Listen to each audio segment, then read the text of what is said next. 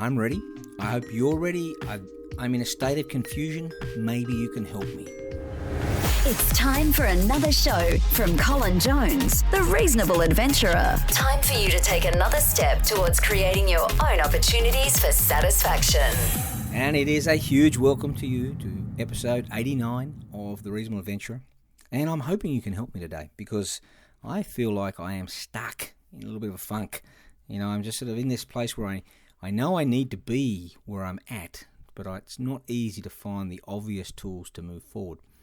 And I think this is one of those challenges that we're actually dealing with in the Reasonable Adventurer show, where we're sort of talking about this capability of creating opportunities for satisfaction.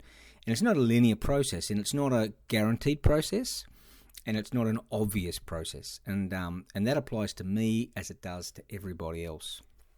And I've been reading over the festive break and finding yourself drawn back to something that you know deep down inside you really is the calling. It is the essential feature that you're trying to get on top of, that you're trying to sort of become able to exploit. And essentially that's emancipatory education. But how do we do that? How do we actually make that happen in the lives of our students? And it's not an easy process. It's not like sort of saying, okay, let's just follow steps 4, 5, and 6, and everyone should be happy. One of the challenges, which I really like, as frustrating it is just being able to accept you don't know what you need to know, right? So go right back to episode 5. I'm in that space where I'm uneducated, and if it was as easy as picking up a book and go to page 56, there's the answer I need, life would be just so easy. But it never is it? There's so many other things that relate to contexts that need to be sort of drawn together to actually make this process forward. So my challenge is, how do we actually help people who might be desirous of this self-development, this process of moving forward? How do we help them to really engage in reflection that is meaningful? How do we get them to understand the importance of the reflection? How do we get them to be aware that they're reflecting? How do we get them to be aware of the meaning they already attribute to things? Yeah? How do we get them to be aware of the perspectives that they already hold subconsciously or otherwise? And how do we get them to sort of see the value in reorganizing these features so that they can actually challenge themselves and question themselves? And how do we get them to become comfortable with this process, this provocative process of embracing failures, right? Because we can see failures at one end of the scale as being really catastrophic things which really throw our lives upside down. Or we can actually view failures as being a sort of fairly minor disappointments, or our assumptions sort of not sort of falling into place. And so we've failed to predict, to understand the nature of a system. So all of these things sort of come together. And I get quite excited about this, other than, of course, the challenge is how do you put it all together? How do you actually provide, in an educational setting, a process that enables people to become, at this much higher level, challenge their own meanings that they attribute to things? So that's the big challenge that I'm in. And it's cool. It's cool to not know. And part of this really cool thing is just fortuitously had a few people who have emailed me talking about things that are very either related to it or can be related to it. And that's been really nice because now I've started thinking, okay, so I can travel this journey with some other people. So again, we're bringing that social capital into play. Rather than I have to find the answer, it has to be only discovered in my head. Now there's a conversation that's possible, through which we can start to share other people's ideas and other people's way and their analogies, right? And I think that's pretty cool too. Because I think part of the problem here is the way we use our language to talk about these issues. In the entrepreneurship education space, we talk about learning about, for, and through, sometimes in. Now, I just don't think it cuts it. I don't think it even gets close to actually capturing what is actually required from a critical reflection perspective. I think it's just talking about some sort of surface level concepts which are sort of useful in trying to sort of describe people's teaching contexts or approaches, but I don't think it gets anywhere near what's required for the student. Yeah, I think it's much more about what the educator's organisation process is, as opposed to the cognitive process that the student's actually engaged in.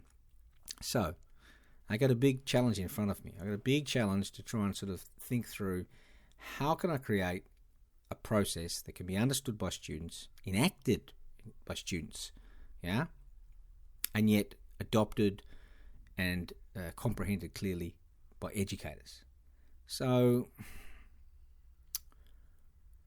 and then of course, here's the tricky bit. Here's the bit that, as we talked about before, people have been doing this stuff before me.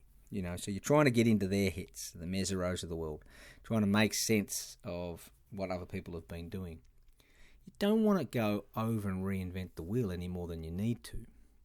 Clearly there's a contextualization for all this process, but we need to be efficient in the way that we do it. Otherwise we're just going to be chasing our tail. So, do you find yourself in that situation? Do you find yourself not knowing what you need to know? Yeah? That you suspect there's something that you need, knowledge-wise, understanding-wise, that would help you to move forward, that would give you the confidence perhaps that you need to be able to get that movement happening. But you're nevertheless sort of stuck thinking to yourself, okay, so what's the next step? And is that the right step? Am I missing a step? How do I know if I'm missing a step? And it's this sort of continual not knowing, which, and we've talked about it in previous episodes, it's for some people it can sort of really eat away at you. It can be almost self-defeating. I find it exciting, other than you sort of know the clock's running and there's a time when something actually has to be happening. And also maybe you're trying to sort of cut to that sort of really efficient explanation of what this is actually about. So that always creates a few little mini challenges for us as well.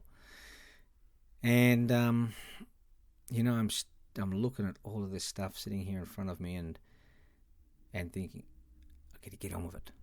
I can't just sit back and wait. I've got to get on with it. And I'm excited by it. I'm really excited by it. So that's going to keep me moving forward. But the problem is, as we talked about those different types of learning orientations, the plunger, the non-committer, and I'm definitely that plunger, and I want to jump forward, but I know I've got to stop. I've got to read this literature. I've got to try and contextualize it. I've got to make sense of it. I've got to have conversations with other people where I can actually share this meaning and try to make sense of this. So there's some real challenges, right? There's some real challenges in being able to sort of organise this process of cognitive development. Anyway, today's going to be a short show because I want to share these next steps with you. I think this is a really pivotal way to actually start 2017. I think it's really cool as we lead up towards show number 100. It'd be really cool as if over the next 11 episodes we're actually able to document and make sense of this process of knowing and then bring it back to your own world and how you get stuck with not knowing and how you work your way through that process. And then, of course, the application of these ideas to different contexts. So that's what I'm sort of looking at doing over the next few weeks, is being able to share with you this. There may be other topics which just seem too irresistible to refuse, but I'm very, very interested in how this actual process moves forward and being able to explain the nature of that movement and the actual steps that I've encountered that I can sort of see are useful, and then being able to share them with you, because at the end of the day, what we're really talking about is a sort of an optimal process of critical reflection.